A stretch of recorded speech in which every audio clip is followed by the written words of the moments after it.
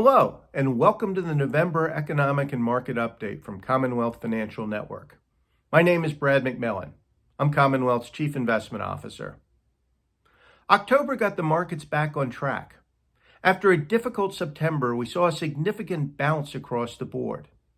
Here in the U.S., all three major indices were up significantly, with both the NASDAQ and the S&P gaining more than 7%, while the Dow gained almost 6%.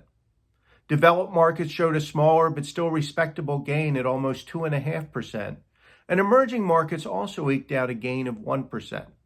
But while stocks did well, bonds had another bad month, dropping slightly as interest rates rose. And what drove all these results was the stabilization of some key economic data after the weakness we saw in September. Another supporting factor, of course, was the continued improvement in the medical data. Case growth continued to decline in October, extending the significant September improvements, and ended the month down over 40%. Testing rates and hospitalization showed similar improvements, and death rates improved as well. So while the economy continues to move through the damage from the fall wave of infections, that now appears to be largely behind us. And just as the worst of the medical news appears to be behind us for the moment, the economic news also seems to be stabilizing, with some signs of improvement. While job growth was down significantly in September, expectations are for a higher October number as labor demand remains strong and as layoffs are now starting to drop to close to pre-pandemic levels.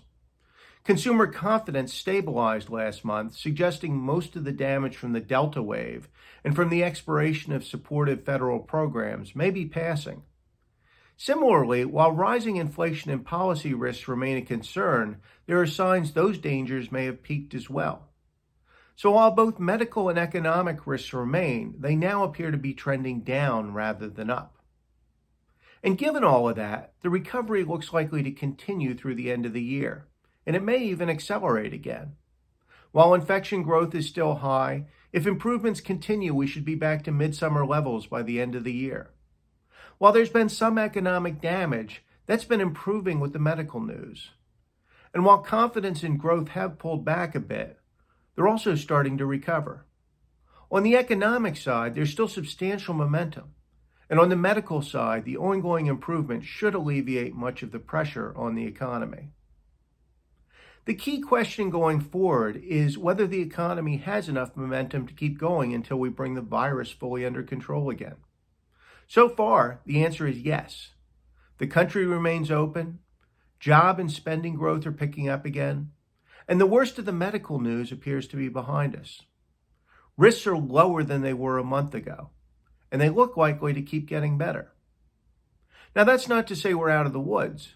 While markets have rebounded from the September pullbacks, those pullbacks are a real reminder that risks will affect both the economy and the markets going forward. We might well see more volatility as more risks surface, and there are more risks out there. But as we move into the end of the year, the bottom line is that despite the Delta wave, and despite the weakening of some of the economic data, at the national level, conditions are still positive. And this is what markets are seeing as they rebound to new highs. Growth, slower, but possibly accelerating.